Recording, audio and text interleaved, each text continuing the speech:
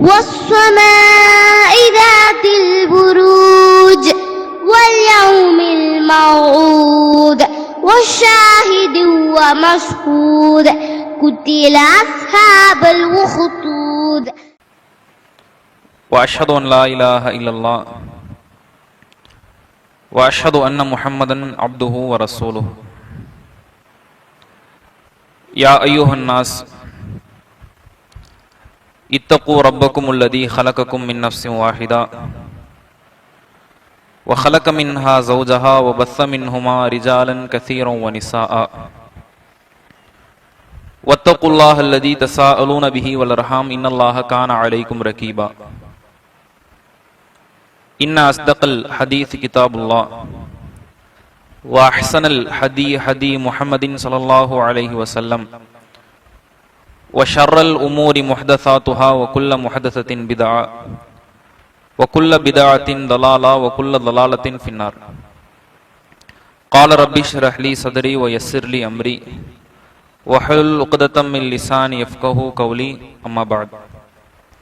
அன்பார்ந்தவர்களே, அல்லாஹுவின் அன்பும் அருளும் என்றும் வற்றிடாத கிருபையும் கருணையும் நாம் உயிரிலும் உயர்வாக உபசரிக்கிற அன்னலம் பெருமகனா நபிகள் நாயகம் ஸல்லல்லாஹு அலைஹி வஸல்லம் அவர்கள் மீதும் அன்னவர்களது மார்க்கத்தை மக்கள் மன்றத்தில் கொண்டு போய் சேர்த்த அத்துணை நபி தோழர்கள் தோழியர்கள் மீதும் நபி அவர்களது சொல் செயல் அங்கீகாரங்களை நம் கை சேர்க்க பாடுபட்ட அதற்காக வேண்டி ஆகப்பெறும் நேரங்களை ஒதுக்கிய தாபியின்கள் தபழ் தாபியின்கள் இன்னும் ஏனைய இமாம்கள் முஸ்லிம்கள் மீதும் குறிப்பாக நாட்களில் மிக சிறந்த நாளான ஜுமாவுடைய நாளில் மார்க்க சொற்பொழிவுகளுக்கு செவிசாய்த்து அதன்படியே செயலாற்ற வேண்டும் என்கிற உயரிய இலக்கோடு இங்கு சங்கமித்திருக்கிற நம் அவர்கள் மீது என்றும் நீடித்து நிலை பெறட்டுமாக.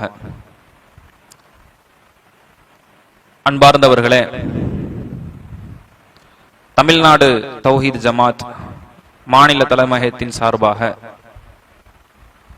மே மாதத்தினுடைய செயல் திட்டமாக இறை தூதரின் இறுதி பேருரை என்கிற தலைப்பின் கீழாக தமிழகம் முழுவதும் பட்டி தொட்டி எங்கும் இந்த தலைப்பு மக்கள் மத்தியிலே உரையாற்றப்படுவதை செயல் திட்டமாக கொண்டிருக்கிறது. நபிகள் நாயகம் ஸல்லல்லாஹு அலைஹி வஸல்லம் அவர்களின் 40வது வயதிலே இறை தூதராக புதிய பரிமாணம் படைத்தார்கள். 13 ஆண்டு காலம் மக்காவிலே இந்த ஏகத்துவ பிரச்சாரத்தை முழக்கத்தை மக்களிடத்தில் கொண்டு சென்றார்கள். 13 ஆண்டுகளுக்கு பிறகு பல்வேறு விதமான எதிர்ப்புகள், அடி உதைகள், உயிரிழப்புகள் காரணமாக மக்காவில் அல்லாஹ்வை வணங்க முடியல, வழிபட முடியல, இந்த ஏகத்துவத்தை மக்கள் மன்றத்தில் கொண்டு போய் சேர்க்க முடியலங்கிறதுக்காக மதீனாவை நோக்கி தஞ்சம் புகுந்தார்கள். மதீனா வாழ்க்கை ஒரு 10 வருட காலம். மதீனாவுக்கு சென்று ஒரு 13 ஆண்டு காலங்கள் ஆன்மீக தலைவராக மக்காவில் இருந்த நபி ஸல்லல்லாஹு அலைஹி வஸல்லம் அவர்கள் மதீனாவிலே ஒரு ஆட்சி தலைவராக புதிய பரிமாணம் படைத்தார்கள். எண்ணி 8 ஆண்டுகளில் பல போர்க்களங்கள், பல படை பிரிவுகள், அல்லாஹ் தஆலா மக்கா வெற்றியை கொடுத்தான். மக்கா வெற்றி முடிந்து 2 ஆண்டில் அல்லாஹ்வுடைய தூதர் ஒரு பெரும் புடைசூழ மக்காவை நோக்கி அனைத்து சஹாக்களையும் அழைத்து ஹஜ் என்கிற வணக்கத்தை நிறைவேற்ற சென்றார்கள். அதான் ரசூலுல்லாஹ்வுக்கு முதல் மற்றும் கடைசி ஹஜ். அந்த ஹஜ் பேருரையில ஆற்றப்பட்ட உரை அது சாதாரண உரை என்று நம்மால் சிலாகித்து சொல்ல முடியாது. அது நபி ஸல்லல்லாஹு அலைஹி வஸல்லம் அவர்களுடைய வாழ்நாளில் ஆற்றிய ஒரு சூளுரை, வீச்சுரை என்று சொன்னாலும் அந்த உரைக்கு நாம் எந்த வர்ணனைகளை போட்டாலும் அதுக்கு அது சமானமாகாது என்கிற அளவுக்கு ரசூல் ஸல்லல்லாஹு அலைஹி வஸல்லம் அவர்களுடைய உரை இருந்தது. ரசூல் ஸல்லல்லாஹு அலைஹி வஸல்லம் அவர்களினுடைய இறப்பு குறித்து பல்வேறு அறிவுரைகளை அல்லாஹ் தஆலா கொடுத்தான். ரசூல் ஸல்லல்லாஹு அலைஹி வஸல்லம் அவர்களும் பல அறிகுறிகளை கொடுத்தார்கள். என்ன அறிகுறிகள் கொடுக்கப்பட்டது? ஒவ்வொரு வருடமும் ஜிப்ரீல் அலைஹிவஸல்லம் அவர்கள் ரமலானுடைய மாதத்தில் வருகை தருவாங்க. வந்து அந்த வருடத்தில் என்னென்ன வசனங்கள் எல்லாம் அல்லாஹ்வுடைய ரசூலுக்கு அருளப்பட்டதோ அதை ரிவிஷன் பண்ணிட்டு போவாங்க, ரீகால் பண்ணிட்டு போவாங்க. ரசூல் ஸல்லல்லாஹு அலைஹி வஸல்லம் அவர்கள் எந்த ஆண்டிலே உயிர் நீத்தார்களோ, உயிர் பிரிந்தார்களோ 2 முறை ஜிப்ரீல் அலைஹிவஸல்லம் அவர்கள் வந்தார்கள். அதுவே பல சஹாக்களுக்கு உறுத்தலாக இருந்தது. வருடந்தோறும் ஒரு முறை வரக்கூடிய ஜிப்ரீல் அலைஹிவஸல்லம் அவர்கள் இந்த வருடம் 2 முறை வந்திருக்கிறார்கள் என்றால் இந்த வருடம் நாம் எதையோ ஒன்றை இழக்கப் போகிறோம், ஒரு இழப்பை நேரிடப் போகிறோம் என்கிற சிந்தனை பல சஹாபாக்களுக்கு மத்தியில வந்தது. பல அறிவுரைகள், பல அறிகுறிகள். ரசூல் ஸல்லல்லாஹு அலைஹி வஸல்லம் அவர்கள் ஜன்னத்துல் பக்கி முஸ்லிம்களினுடைய அடக்க ஸ்தலங்களில் நின்று அந்த மக்களுக்காக அதிகமாக பிரார்த்தனை செய்தார்கள். எந்த ஆண்டில் ரசூல் ஸல்லல்லாஹு அலைஹி வஸல்லம் அவர்கள் உயிர் நீத்தார்களோ அந்த ஆண்டில் முஸ்லிம்களினுடைய கபர்களுக்கு சென்று அவர்களுக்கு அதிகமான பாவ மன்னிப்புகளை கேட்டார்கள். ஒரு முறை அல்லாஹ்வுடைய ரசூல் சொன்னார்கள், இன்னல்லாஹ ஹய்யர அப்தன் பைன துன்யா வ பைனமா இந்தஹு. அல்லாஹ் ஒரு அடியானுக்கு 2 வாய்ப்பு கொடுத்தான். இந்த உலகத்திலேயே நீ இருந்துக்கிறியா அல்லது என்னோடு வந்து விடுகிறாயா என்று கேட்டான். அந்த அடியார் அல்லாஹ்விடத்தில் செல்வதை தேர்ந்தெடுத்துக் கொண்டார் அப்படின்னாங்க. இது பெரும்பான்மையான சஹாக்களுக்கு புரியல. ரசூலுல்லாஹ் இந்த அறிவுரை மூலமாக நமக்கு என்ன உரைக்க நாடுகிறார்கள், என்ன உணர்த்த நாடுகிறார்கள் அப்படிங்கிறது பல சஹாபாக்களுக்கு தெரியல. அபூபக்கர் ரலியல்லாஹு அன்ஹு அவர்கள் கடுமையா அழுகிறாங்க. அழுகிறத பார்த்து பல இளைஞர்கள் கேட்டாங்க, இந்த முதியவர் எதுக்கு அழுகிறார்? ஒரு அடியானுக்கு அல்லாஹ் தன்னுடைய மௌத்தை தீர்மானிக்கக்கூடிய வாய்ப்பளித்ததற்காக, அந்த அடியார் மௌத்தை தேர்ந்தெடுத்ததற்காக இந்த முதியவர் எதுக்கு அழுகிறார்? அபூபக்கர் ரலியல்லாஹு அன்ஹு அவர்கள் சொன்னார்கள், அந்த அப்து, அந்த அடியார் வேறு யாரும் இல்லை, அது முஹம்மது நபி ஸல்லல்லாஹு அலைஹி வஸல்லம் அவர்கள் தான். இந்த காரியங்கள் எல்லாம், இந்த விஷயங்கள் எல்லாம் ரசூல் ஸல்லல்லாஹு அலைஹி வஸல்லம் அவர்கள் இன்னும் சில நாட்களில், சில காலங்களில் நம்மை விட்டு பிரிந்து செல்ல போகிறார்கள் என்பதை உணர்த்தக்கூடிய வண்ணமாக அமைந்திருந்தது. அந்த விஷயங்கள்ல மிக முக்கியமானது, மிக நேர்த்தியானது ரசூல் ஸல்லல்லாஹு அலைஹி வஸல்லம் அவர்களினுடைய ஹஜ். இந்த ஹஜ் என்கிற வணக்கம் ரசூல் ஸல்லல்லாஹு அலைஹி வஸல்லம் அவர்கள் முதன்முறையாக அனைத்து சஹாபாக்களையும் புடைசூழ அழைத்து சென்று செய்த ஹஜ். அதிலே ரசூல் ஸல்லல்லாஹு அலைஹி வஸல்லம் அவர்கள் ஆற்றிய உரை, ரசூல் ஸல்லல்லாஹு அலைஹி வஸல்லம் அவர்கள் பேசிய தொனி, பாணி, தோரணை அனைத்துமே இதுக்கு பிறகு ரசூல் ஸல்லல்லாஹு அலைஹி வஸல்லம் அவர்கள் நம்ம கூட இருக்க மாட்டாங்க, ரசூலுல்லாவை நாம் பிரிய போகிறோம் என்கிற நிகழ்வை உணர்த்தக்கூடிய வண்ணமாக இருந்தது. ரசூல் ஸல்லல்லாஹு அலைஹி வஸல்லம் அவர்கள் அந்த மக்கா மாகாணத்தில் சஹாபாக்களை பார்த்து சொன்னார்கள், லித்தஹுது மனாசிக்கக்கும், உங்களினுடைய இந்த ஹஜ் கிரியைகளை நல்ல முறையில் பார்த்து அதை எடுத்துக்கொள்ளுங்கள். ஃபஇன்னி லா அத்ரி லஅல்லி லா ஹஜ்ஜு பஅத ஹஜ்ஜதி ஹாதிஹி, இந்த ஹஜ்ஜுக்கு பிறகு என்னால் ஹஜ் செய்ய முடியுமா என்று தெரியாது, எனவே இந்த ஹஜ்ஜுடைய கிரியையை, இந்த ஹஜ்ஜினுடைய வணக்கத்தை நீங்கள் நன்கு கவனித்துக் கொள்ளுங்கள் என்றார்கள் அல்லாஹ்வுடைய தூதர். இது ஒரு அடையாளம், இது ஒரு அறிகுறி. ரசூலுல்லாஹ்வுக்கு அப்ப இதுதான் கடைசி ஹஜ். அதனால தான் அந்த ஹஜ்ஜுக்கு ஹஜ்ஜத்துல் வதா, விடைபெறக்கூடிய ஹஜ். ரசூலுல்லாஹ்வோடு இதுக்கு பிறகு என்ன செய்ய இயலாது, ஹஜ் செய்ய இயலாது என்பதற்காக வரலாற்றில் ஹஜ்ஜத்துல் வதா என்று அந்த ஹஜ்ஜுக்கு பெயர் பெற்றது. அடுத்து ரசூல் ஸல்லல்லாஹு அலைஹி வஸல்லம் அவர்கள் ஒவ்வொரு அறிவுரையை சொல்லும் பொழுதும் ஹல் பல்லகத்து, நான் உங்களுக்கு எடுத்து சொல்லிட்டேனா, ஒவ்வொரு அறிவுரையை சொல்லும் பொழுது ரசூலுல்லாஹ் ரிப்பீட் பண்ணாங்க, உங்களுக்கு மார்க்கத்தை எடுத்து சொல்லிட்டேனா, அதை முழுமைப்படுத்திட்டேனா? மக்கள் எல்லாம் சொன்னார்கள், அல்லாஹ்வுடைய தூதரே, நீங்கள் மார்க்கத்தை நிவர்த்தி செய்து விட்டீர்கள், பூர்த்தி செய்து விட்டீர்கள், இறைவா இவர்களினுடைய கூற்றுக்கு நீதான் சாட்சி என்று ஒவ்வொரு அறிவுரையை முழங்கும் பொழுதும், சூளுரைக்கும் பொழுதும், வீச்சுரைக்கும் பொழுதும் அல்லாஹ்வுடைய தூதர் இதை ஆணித்தரமாக மக்களிடத்திலே உணர்த்தி கொண்டே சென்றார்கள். ரசூலுல்லாஹ்வுடைய எத்தனை உரைகளை கேட்டிருக்கிறோம், அல்லாஹ்வுடைய தூதர் இப்படி நடந்து கொண்டதில்லையே, அல்லாஹ்வுடைய தூதர் இப்படி பேசினது இல்லையே. இறுதி ஹஜ் பேருரையில ரசூலுல்லாஹ் அப்படி செஞ்சாங்க. அல்லாஹ்வுடைய ரசூலுக்கு அந்த தருணத்தில் ஒரு வசனம் அருளப்படுகிறது. அல் யௌம அக்மல்து லக்கும் தீனுக்கும் வ அத்மம்து அலைக்கும் நிஅமதி. இந்த மார்க்கம் இதோடு முழுமையாகிவிட்டது, இந்த தீன் இதோடு முடிவு பெற்று விட்டது. வரலீத்து லக்கும் இஸ்லாம தீனா, உங்களுக்கு நான் இஸ்லாத்தை பொருந்தி கொண்டேன் என்கிற வசனம் அந்த அரஃபா பெருந்திடலில் அருளப்படுகிறது.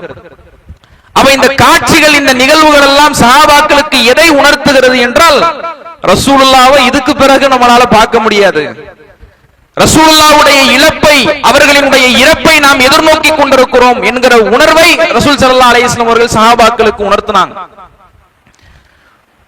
ஒரு தகப்பன் தன்னுடைய பிள்ளையிடத்திலிருந்து பிரியக்கூடிய தருவாய் எப்படி இருக்குமோ, ஒரு தகப்பன் தன்னுடைய பிள்ளையிடத்திலே எப்படி நடந்து கொள்வாரோ, எப்படி பிரியக்கூடிய தருவாயிலே பேசுவாரோ, அவருக்கு அறிவுரை சொல்வாரோ, அப்படி அல்லாஹ்வுடைய தூதர் நடந்து கொண்டார்கள். ரசூல் ஸல்லல்லாஹு அலைஹி வஸல்லம் அவருடைய எந்த உரைகளை நீங்கள் எடுத்துக்கொண்டாலும் ஹஜ்ஜத்துல் வதாவிலே அவர்கள் ஆற்றிய உரைக்கு நிகரா இருக்காது, அந்த உரைக்கு சமமா இருக்காது, அந்த உரைக்கு சமானமாக இருக்காது.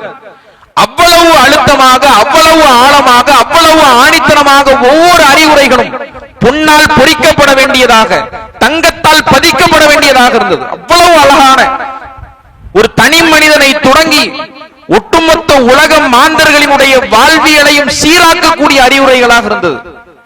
எல்லா அறிவுரைகளையும் சொன்னோம்னா இன்னைக்கு நாள் பத்தாதுங்க.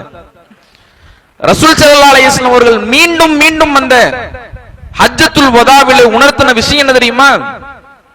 மனித உரிமைகள் குறித்து உணர்த்தினாங்க, மனிதர்களினுடைய மானங்கள் குறித்து, அவர்களினுடைய மரியாதைகள் குறித்து, அவர்களினுடைய மனம் புண்படுவது குறித்து அல்லாஹ்வுடைய தூதர் விளக்குனாங்க.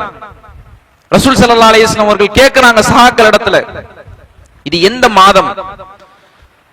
அல்லாஹு ரசூலுஹு அலம், அல்லாஹ்வும் அல்லாஹ்வுடைய ரசூலும் தான் நன்கறிந்தவர்கள். ரசூலுல்லாஹ் யோசனை பார்த்து, ரசூலுல்லாஹ் இந்த மாதத்துக்கு வேற ஏதாவது ஒரு பெயர் சூட்ட போகிறார்களா என்கிற சிந்தனை சஹாபாக்களுக்கு வரக்கூடிய அளவுக்கு அல்லாஹ்வுடைய தூதர் யோசிச்சு சொன்னாங்க, இது துல் ஹஜ் மாதம். இது என்ன நகரம்? மக்கா மாநகரம். இது என்ன நாள்? யௌமுன் நஹர், ஹஜ்ஜுடைய 10ஆம் நாள், அறுத்து பலியிடக்கூடிய நாள். இதை சொல்லிட்டு அல்லாஹ்வுடைய ரசூல் ஒரு ஆணித்தரமான அறிவுரையை சொன்னார்கள். இன்ன திமாஅக்கும் வ அம்வாலக்கும் வ ஆராலக்கும் அலைக்கும் ஹராம். உங்களினுடைய உயிர்கள், உங்களினுடைய உடைமைகள், உங்களினுடைய மான மரியாதைகள் உங்களுக்கு புனிதமாக்கப்பட்டிருக்கிறது, உங்களுக்கு ஹராமாக்கப்பட்டிருக்கிறது. எப்படி தெரியுமா? கஹுர்மத்தி யௌமிக்கும் ஹாதா ஃபி பலதிக்கும் ஹாதா ஃபி ஷஹரிக்கும் ஹாதா. இந்த மாதத்தில், இந்த மக்கா மாநகரத்தில் இந்த 10ஆம் நாள் எப்படி புனிதமானதோ, எப்படி உசிதமானதோ, எப்படி உன்னதமானதோ, அப்படி உங்களினுடைய மான மரியாதைகள் புனிதமானதுன்னு நாங்க ரசூலுல்லாஹ் எதோட ஒப்பிடுறாங்கன்னு பாருங்க. அது சாதாரண மாதமா? 12 மாதங்கள்ல 4 மாதங்கள் புனிதமாக்கப்பட்டது. அதுல ஒரு மாதம் துல்ஹஜ் மாதம். அந்த மாதத்துல போர் செய்யக்கூடாது, வேட்டையாடக்கூடாது. மக்கா மாநகரம் என்பது எவ்வளவு புனிதமானது! ஆதம் அலைஹிஸ்ஸலாம் அவர்கள் தொட்டு அந்த முதல் அல்லாஹ்வுடைய ரசூல் வரை மக்கா மாநகரம் புனிதமாக்கப்பட்டது. அந்த மாநகரத்திற்குள்ளே போர் செய்யக்கூடாது, புற்பூண்டுகள் பிடுங்கப்படக்கூடாது, வேட்டை பிராணிகள் வேட்டையாடப்படக்கூடாது. இவ்வளவு புனிதமிக்க இந்த நகரத்தில் இந்த நாள் எப்படி புனிதமானதோ, 10ஆம் நாள் அறுத்து பலியிடக்கூடிய நாள், தவாஃபுல் இஃபாலா செய்யக்கூடிய நாள், முடியை மலிக்கக்கூடிய நாள், பிராணிகளை அறுத்து பலியிடக்கூடிய நாள், இந்த நாள் எப்படி புனிதமானதோ, ஒரு மனிதனினுடைய உயிரும் அவனுடைய உடைமையும் அவனுடைய மான மரியாதையும் புனிதமானதுன்னு நாங்க ரசூலுல்லாஹ். உடுக்கை இழந்தவன் கை போல அப்படிம்பாங்க. அப்படின்னா என்ன? இடுப்பு துணியினுடைய இறுக்கம் இருக்கு பாருங்க, அது சற்று கொஞ்சம் நழுவுச்சுன்னா, விலகுச்சுன்னா, எந்த காரியத்தை செய்யணும்னாலும் மூளை சொல்லும். ஆனா இத மூளை சொல்லாமலே செய்வோம். ஏன்? ஒரு மனுஷனுடைய மானங்கிறது அவ்வளவு புனிதமானது. தன்மானத்துக்கு நிகரானது, சுயமரியாதைக்கு நிகரானது இந்த உலகத்துல வேற எதுவுமே இல்லைன்னு நினைக்கான். யாருக்கு முன்னிலையிலேயும் நம்முடைய தலை தரையை பார்த்திட கூடாதுன்னு நினைக்கிறான். யார் காலையும் போய் விழக்கூடாதுன்னு நினைக்கிறான், யாருக்கிட்டயே 4 காசு கடன் வாங்க கூடாதுன்னு நினைக்கிறான், சமுதாயத்தில் சுயமரியாதையாக யாரிடத்திலையும் கையேந்தி நிற்கக்கூடிய நிர்கதியற்றவனாக இருக்கக்கூடாதுன்னு நினைக்கிறான். என்ன காரணம்? தன்மானத்தை மனிதர்கள் அவ்வளவு புனிதமாக உசிதமாக கருதுகிறார்கள். இன்னைக்கு நாம நம்முடைய தன்மானத்தை சுயமரியாதையை காப்பாற்றுவது போல, அதை புனிதமாக கருதுவது போல சக மனிதர்களினுடைய மானத்தை அவர்களினுடைய மரியாதையை நாம காக்கிறோமா? சக மனிதர்களினுடைய மானத்திற்கு சக மனிதர்களினுடைய மரியாதைக்கு நாம் உத்தரவாதம் அளிக்கிறோமா? யோசிச்சு பாருங்க. இன்றைக்கு சர்வ சாதாரணமாக மனிதர்களினுடைய மானங்கள் பறிபோகுவதை பார்க்கிறோம். எப்படி எல்லாம் பறிபோகுது? உருவ கேலி செய்வாங்க. குண்டா இருந்தா குண்டன், குட்டையா இருந்தா குட்டையன், நெட்டையா இருந்தா நெட்டையன். வேற மனுஷன் எப்படிதான் இருக்கணும்? கருப்பா இருந்தா கருப்பன். இது யார் படைச்சது? லக்கது ஹலக்னல் இன்சான ஃபி அஹ்ஸனி தக்வீங்கறான் அல்லாஹ். மனுஷன் அழகிய தோற்றத்துல படைச்சிருக்கும். உனக்கு அவன் குள்ளமா தெரியலாம், உனக்கு அவன் குண்டா தெரியலாம், உனக்கு அவன் வழுக்கையா தெரியலாம், உனக்கு அவன் கருப்பா தெரியலாம். என் பார்வையில் அவன் அழகானவன், அவன் என்னுடைய படைப்பு. நாம படைச்ச பொருளை ஒருத்தவன் குறை சொன்னானா, அதை ஒருத்தவன் கேலி பண்ணானா, அதுக்கு எதுக்கு சமமானது? என்னை இழிவுபடுத்தியதுக்கு சமமானது. மனிதர்களை இழிவுபடுத்துறோம், அவனுடைய உடல் உறுப்புகளை வைத்து இழிவுபடுத்துறோம், அவனுடைய தோற்றத்தை வைத்து, அவனுடைய பேச்சை வைத்து, அவனுடைய தோரணை வைத்து இழிவுபடுத்துறோம். யாரை இழிவுபடுத்துறோம்? அல்லாஹ்வை இழிவுபடுத்துறோம். ரசூல் ஸல்லல்லாஹு அலைஹி வஸல்லம் அவர்கள் சொன்னார்கள், இத்தகி தாவத்தல் மதுலும். ஏன் இத மனித உரிமையை ரசூல் ஸல்லல்லாஹு அலைஹி வஸல்லம் அவர்கள் இறுதி ஹஜ் பேருரையின் போது மீண்டும் மீண்டும் உணர்த்தினார்கள்? அநீதி இழைக்கப்பட்டவனுடைய பிரார்த்தனைக்கு அஞ்சிக்கன்னாங்க. ஃபஇன்னஹு லைஸ பைனஹு வ பைனல்லாஹி ஹிஜாப். அவனுக்கும் அல்லாஹ்வுக்கும் மத்தியில திரை கிடையாது. அல்லாஹ்வுக்கு செஞ்ச பாவம் இருக்கு பாருங்க, அல்லாஹ் தஆலா மன்னிச்சிருவான். கஃபூருர் ரஹீம், அவன் மன்னிக்க கூடியவன், கருணையாளன். மனுஷன் அப்படி கிடையாது. மனுஷன் எந்த நேரத்துல எப்படி மாறுவான்னு சொல்ல முடியாது. மறுமையில வந்து அல்லாஹ் இவனுடைய நன்மை எல்லாம் எனக்கு கொடுத்துட்டு பாவத்தெல்லாம் அவனுக்கு கொடுத்துருன்னா முடிஞ்சு. அவனுக்கும் அல்லாஹ்வுக்கும் மத்தியில திரை இல்லை. ஒருத்தவனுடைய மானத்தை, ஒருத்தவனுடைய மரியாதையை பங்கப்படுத்துவதற்கு முன்பாக அல்லாஹ்வை அஞ்சிக்கணும். ஆஹா, இவரை நம்ம கேலி பண்றோமே, இவரை கிண்டல் பண்றோமே, இவருடைய மான மரியாதையில கை வைக்கிறோமே, மனித உரிமைகளை பறிக்கிறோமே, அல்லாஹ்விடத்துல கையேந்திரா நம்ம நிலைமை என்ன? அவரை மாறி நம்மளை ஆக்கிறதுக்கு அல்லாஹ்வுக்கு எவ்வளவு நாள் ஆகும்? கை காலம் முடக்கிட்டான், நமக்கு வழுக்கையை கொடுத்துட்டான், நமக்கு வறுமையை கொடுத்துட்டான். என்ன நிலை யோசிச்சிருக்கோமா? மனித உரிமைகள் மிக முக்கியமானதுங்க. நீங்க சர்வ சாதாரணமா பாருங்க, அடுத்தவர்களினுடைய குறைகளை அலசக்கூடிய, அடுத்தவர்களினுடைய குறைகளை ஆராயக்கூடிய, அடுத்தவர்களை பற்றி புறம் பேசக்கூடிய வாடிக்கை இன்னைக்கு எக்கச்சக்கமான மனித இடத்துல இருக்கு. நல்ல வணக்கசாலியா இருப்பாரு, நல்ல தனவந்தரா இருப்பாரு, அடுத்தவருடைய குறையை அலசுவார், அடுத்தவருடைய குறையை ஆராய்வார். அது பெண்கள் என்ன செய்ய முடியாதுங்க, இந்த விஷயத்துல அடிச்சுக்கவே முடியாது, அசைச்சிக்கவே முடியாது. 4 பொம்பளைங்க சேர்ந்து ஒரு தெரு முக்குல சேர்ந்துட்டாங்கன்னா தெருவே சுத்தமாயிரும். ஏன்? எல்லாத்தையும் கழுவி ஊத்திடுறாங்க பாருங்க. ஏன்? அடுத்தவர்களினுடைய மான மரியாதைங்கிறது எவ்வளவு புனிதமானதுங்கிறத உணரல. சர்வ சாதாரணமாக என்ன செய்யணும்? அடுத்தவர்களை பத்தி புறம் பேசுறோம். அடுத்தவர்களினுடைய மானத்தை, அடுத்தவர்களினுடைய மரியாதையை நாம் கேலி கூத்தாக்குறோம். எவ்வளவு பெரிய பாவம்! ரசூல் ஸல்லல்லாஹு அலைஹி வஸல்லம் அவர்கள் நரகத்தில் பார்த்தார்கள். இன்ன ஃபில் ஜஹன்னம அக்வாமுன் வலஹும் அல்ஃபாருன் மின் நுஹாஸ். நரகத்தில் சில கூட்டத்தாருக்கு செம்பாலான நகங்கள், யஹ்மிஷூன வுஜூஹஹும் வ சுதூரஹும், அவர்கள் தங்களுடைய முகங்களையும் தங்களுடைய மார்புகளையும் கிழித்துக் கொண்டார்கள். ஜிப்ரீல் அலைஹிஸ்ஸலாம் இடத்தில் கேட்கிறாங்க அல்லாஹ்வுடைய ரசூல், ஜிப்ரீலே இது யாரு? நரகத்தில் கருகப்படுறதே கொடூரமான ஒரு தண்டனை. அதிலே செம்பாலான நகங்கள் தரப்பட்டு முகங்களையும் மார்புகளையும் கிழித்துக் கொள்கிறார்கள் என்றால் இது எவ்வளவு பாரதூரமான, எவ்வளவு இழிவான தண்டனை! இது யாரு? யாரு தெரியுமா? இந்த உலகத்திலே மனிதர்களினுடைய மானத்தை, மனிதர்களினுடைய மரியாதையை பங்கப்படுத்தி, அவர்களினுடைய குறைகளை, அவர்களினுடைய தவறுகளை அலசி ஆராய்ந்து அடுத்தவர்களிடத்தில் புறம்பேசியவர்கள். அல்லாஹ்வுடைய ரசூலுக்கு விளக்கப்படுகிறது. இது சர்வ சாதாரணமா என்ன செய்யணும்? நாம் பேசிக் கொண்டிருக்கிறோம். நம்ம கிட்ட ஒருத்தர் ரகசியமா சொல்லுவார். அந்த ரகசியத்தை என்ன செய்யும் தெரியுமா? அது எவ்வளவு பெரிய அமானிதம், இது எவ்வளவு முக்கியமாக நம்ம இடத்தில் சொல்லப்பட்டது எதுவுமே நம்ம பார்க்காம அடுத்த இடத்துல சொல்லுவோம். எப்படி சொல்லுவோம்? இப்படி ஒரு விஷயம் வந்திருக்கு, இதை நீங்க அமானிதமா வச்சுக்கோங்க. அவர் அடுத்த பக்கத்துல உள்ள ஆட்ட சொல்லுவாரு, இப்படி ஒரு விஷயம் வந்திருக்கு, இதை நீங்க அமானிதமா வச்சுக்கோங்கன்னு எல்லாத்துக்கும் தெரிஞ்சிடும். அமானிதம் எல்லாத்துக்கும் தெரிஞ்சிடும். கடைசியில நம்ம கிட்டே வந்து சொல்லுவாய், இப்படி ஒரு விஷயம் வந்திருக்கு, அமானிதமா வச்சுக்கோங்க. அதை சொன்னதே நாம தானே நாம யோசிப்போம். அப்ப அடுத்தவர்களினுடைய மானத்தை மரியாதையை எந்த அளவுக்கு இலகுவாக நம்ம கருதிட்டோம்னு பாருங்க. மக்களின் மீது நல்லெண்ணம் வைக்கணும்.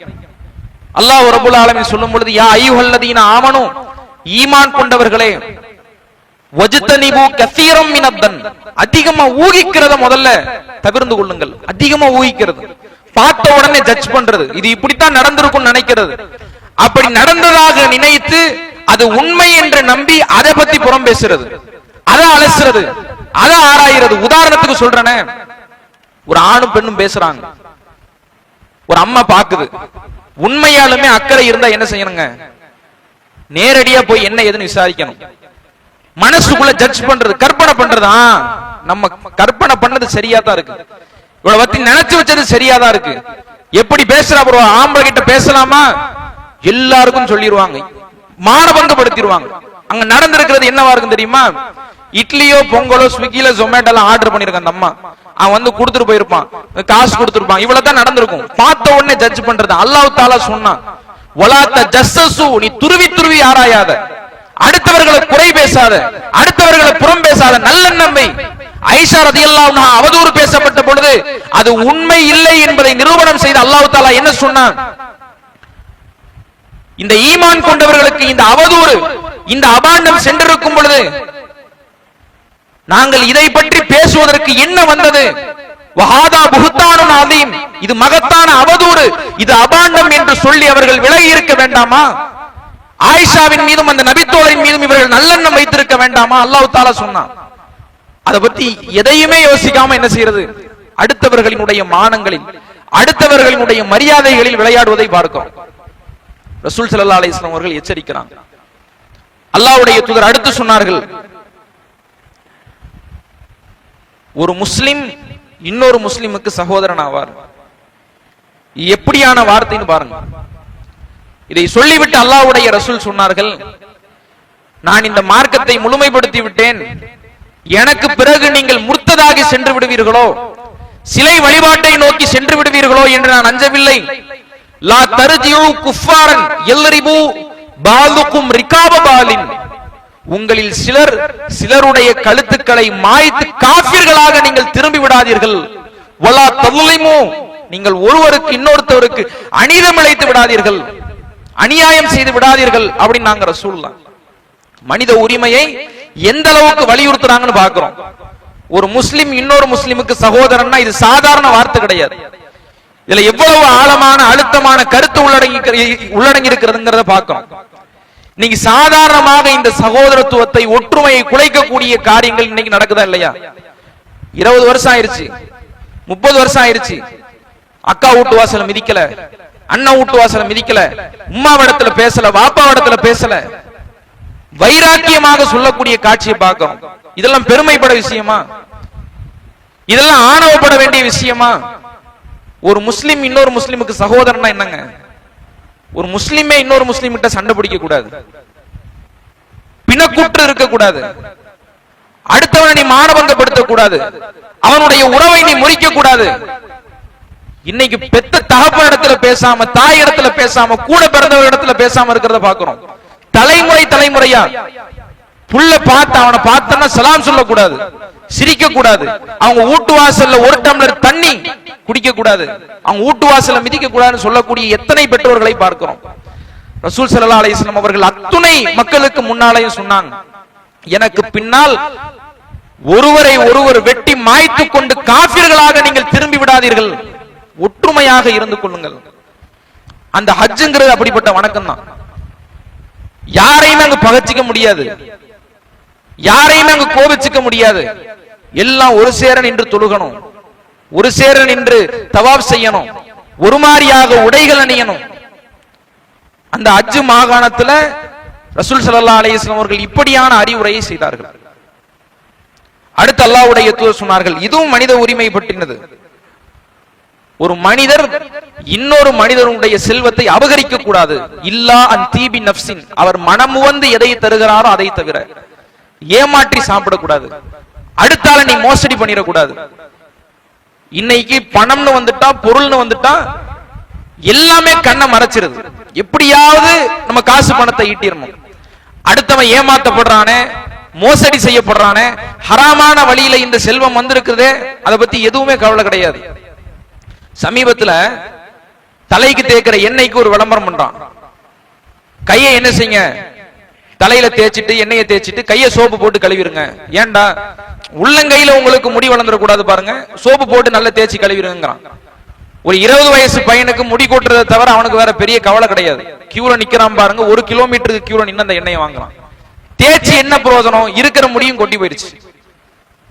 அப்ப நம்மிடம் இருக்கிற பொருளாதாரத்தை அது ஹலாலான முறையில் வந்ததா, யாரையும் ஏமாற்றாத முறையில் வந்ததா, யாருக்கும் மோசடி இழைக்கப்படாத முறையில் வந்ததா, வட்டி அல்லாத முறையில் வந்ததா அப்படிங்கறத நம்ம கவனிக்கணும்.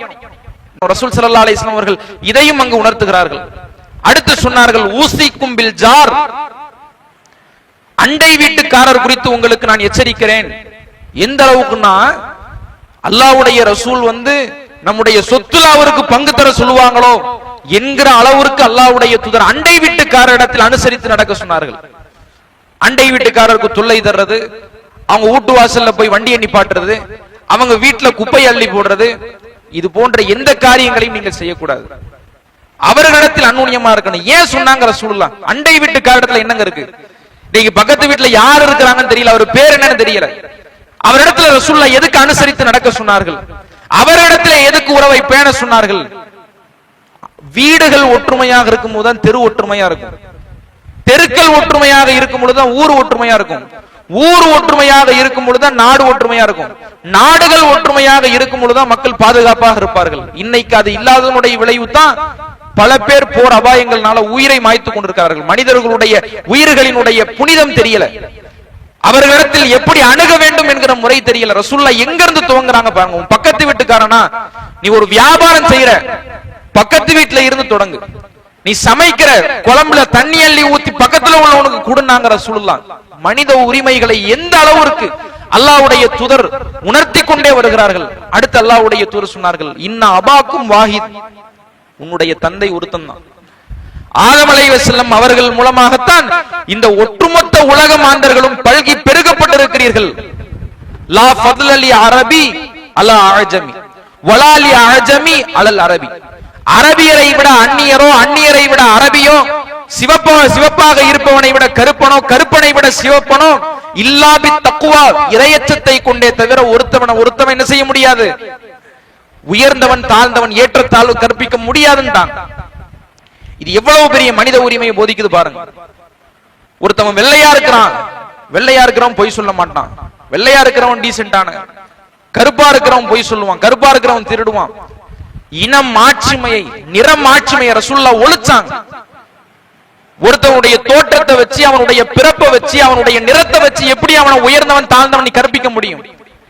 அவனுடைய திறமைய, அவனுடைய வேலை வாய்ப்பு, அவனுடைய படிப்பை, அவனுடைய பிறப்பை கொண்டு நீ எப்படி தீர்மானிக்க முடியும்? இல்லா பி தக்வா, அவன்கிட்ட இறையச்சம் இருக்கா, ஒழுக்கம் இருக்கா, கற்பொழுக்கம் இருக்கா, பேச்சொழுக்கம் இருக்கா, நாகரிகம் இருக்கா, நல்ல நடத்தை இருக்கா, நல்ல ஒழுக்கம் இருக்கா, அதுதான் அவனை உயர்த்தும். அதுதான் ஒரு மனிதன் சிறந்தவன் என்பதற்கு உண்டான சான்று, ஆதாரம். ஒருத்தவனுடைய பிறப்போ, நிறமோ, இனமோ, மொழியோ ஒருத்தவனை உயர்த்தாதுன்னா, இன்னைக்கு அதுக்கு நேர் புறம்பாக இன்னைக்கு சமுதாயத்தில் நடக்கிறத பார்க்கும். மாற்று கூடையில இன்னைக்கும் பானங்கள் பருகப்படுது. ஏன்? அவன் வேற சாதிங்க. கூப்பிடுறதே பாத்தீங்கன்னா அக்ரிலையில கூப்பிடுவான், அது வந்துருச்சு இது போயிருச்சுமா, ஏதோ நாய மதிக்கிற மாதிரி மதிப்பான். ஏன்? இவன் வேற வயத்துல பிறந்தவன், வேற சாதியில பிறந்தவன், இவனுடைய நிறம் வேற, இவனுடைய மொழி வேற. இன்னைக்கு நம்முடைய தமிழ்நாட்டில் நீங்க எடுத்துக்கங்க, வட மாநிலத்தவர்களை கவனிக்கக்கூடிய விதம் வேற மாதிரி இருக்கும். இன்றைக்கு தமிழர்கள் வேறு நாடுகளுக்கு செல்லும் பொழுது அவர்கள் நடத்தப்படக்கூடிய விதம் வேறு மாதிரி இருக்கும். ஏன்? சொந்த ஊர்ன உடனே ஒரு திமிர் வருது, ஒரு ஆணவம் வருது, ஒரு அகம்பாவம் வருது. இது ஏன் ஊரு, இது ஏன் இனம், இது ஏன் மொழின்னு பெருமை அடிக்கிறான், இனமாச்சரியம் கொள்கிறான். ஏன்? எல்லா மனிதர்களும் சமம்ங்கிற பார்வையை இழக்கிறான். நீங்க சொந்த ஊர்ல இருக்கிற ஆட்களை பாருங்க, வேட்டி தலையிலே இருக்காது, மார்புல கட்டியிருப்பான், நல்ல கையை எல்லாத்தையும் மடிச்சு விட்டுருப்பான். இந்த கல்யாணத்துல சாம்பார் வழி தூக்கும் போது நடக்கிறத பாத்துறீங்களா, அந்த மாதிரி தான் சொந்த ஊர்ல நடப்பான். ஏன்? இது ஏன் ஊருங்கிற பெருமை, இது ஏன் மொழிங்கிற பெருமை. ரசூலுல்லாஹ் ஒழிச்சாங்க. நீ எப்படிடா சிறந்தவனாவ? நீ மொழி நீ உருவாக்குனதா? உன்னுடைய தோற்றம் நீ உருவாக்குனதா? உன்னுடைய பிறப்பு நீ தீர்மானிச்சதா? உன்னுடைய பேரை நீ தீர்மானிச்சதா? இல்ல. இல்லா பி தக்வா, இறையச்சம் தான் உன்னை தீர்மானிக்கும். நீ யாருங்கிறத இறையச்சம் தான் சொல்லுனாங்க ரசூலுல்லாஹ். இப்ப ரசூல் ஸல்லல்லாஹு அலைஹி வஸல்லம் அவர்களினுடைய ஒவ்வொரு உரையும் அது வீச்சுரையாக, சூளுரையாக மனித உரிமைகளை ரசூல் ஸல்லல்லாஹு அலைஹி வஸல்லம் அவர்கள் உணர்த்தினார்கள். அப்ப நாம வரக்கூடிய காலங்கள்ல மனித உரிமைகளை என்னைக்கும் மீறிடக்கூடாது, அவர்களை மானபங்கப்படுத்திடக்கூடாது, அவர்களை அசிங்கப்படுத்தி அவமானப்படுத்திடக்கூடாது, அநாகரிகமாக நடந்துவிடக் கூடாது, அவர்களினுடைய பொருளாதாரத்தை நாம் அபகரித்து விடக்கூடாது, அவர்களுக்குரிய உரிமையை நமக்கு கொடுக்கணும். இன்ஷா அல்லாஹ் அத்தகைய ஒரு அடியார்களாக நாம் வாழக்கூடிய ஒரு வாய்ப்பினை வல்ல ரஹ்மான் நம்மவர்களுக்கு ஏற்படுத்துவானாக. வாஹிர் தாவாஹும் அல்ஹம்துலில்லாஹி ரப்பில் ஆலமீன். அஸ்ஸலாமு அலைக்கும் வரஹ்மத்துல்லாஹ்.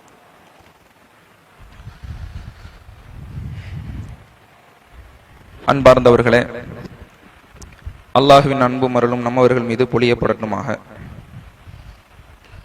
அல்லாஹ் ரப்புல் ஆலமீன் திருமறை குர்ஆனிலே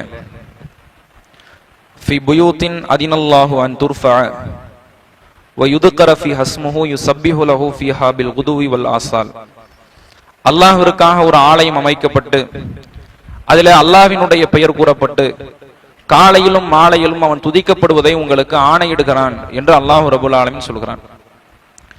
இந்த வசனத்தை உயிர் மூச்சாக கொண்டு, உயிர் இலக்காக கொண்டு பல தௌஹீது சகோதரர்கள் நம்முடைய மஹல்லாவுல அல்லாஹ் மட்டும் வணங்கப்படக்கூடிய ஒரு ஆலயத்தை கட்டிவிட வேண்டும் என்பதற்காக தங்களுடைய ஒட்டுமொத்த வாழ்க்கையும் அர்ப்பணித்து வருகிறார்கள். இன்னைக்கு பள்ளிவாசல்களை எடுத்துக்கிட்டோம்னா தேவைக்கு அதிகமாகவே தேங்கி கிடக்குது. தெருவுக்கு தெரு பள்ளிவாசல்கள் இருக்கு. ஆனால் அந்த பள்ளிவாசல்கள் அல்லாஹ் மட்டும் வணங்குவதற்கு தகுதியானதாக இருக்கிறதா, அல்லாஹ் மட்டும் அழைக்கப்படக்கூடியதாக இருக்கிறதா என்பதை நாம யோசிக்கணும். அன்னல் மசாஜித லில்லா ஃபலா ததுஉ மஅல்லாஹி அஹதா, பள்ளிவாசல்கள் என்பன அல்லாஹ்வுக்குரியது, அவனையன்றி அங்கு நீங்கள் வேறு யாரையும் அழைக்காதீர்கள்ங்க அல்லாஹ். ஆனால் அல்லாஹ்வை தவிர மற்ற அனைவர்களும் அந்த பள்ளிவாசல்களில் அழைக்கப்படுகிறார்கள். அப்ப தௌஹீது பேசப்படக்கூடிய, ஏகத்துவம் நிலைநிறுத்தப்படக்கூடிய ஒரு பள்ளிவாசல் வேணுங்கிறதுக்காக பல சகோதரர்கள் தங்களினுடைய வாழ்க்கையை அர்ப்பணிச்சு பல ஊர்களுக்கு சென்று கையேந்தி கேட்கிறாங்க. நமக்காக கையேந்தி கேட்க கூடாது, அல்லாஹ்வுடைய ஆலயத்துக்காக கேட்கலாம்ல. அப்படி ஒவ்வொரு ஊரையும் நாடி செல்கிறார்கள். இன்னைக்கு நம்முடைய ஊரை நாடி திருப்பூர்ல இருந்து பெரிய தோட்டம் கிளையின் சார்பாக வந்திருக்கிறார்கள்.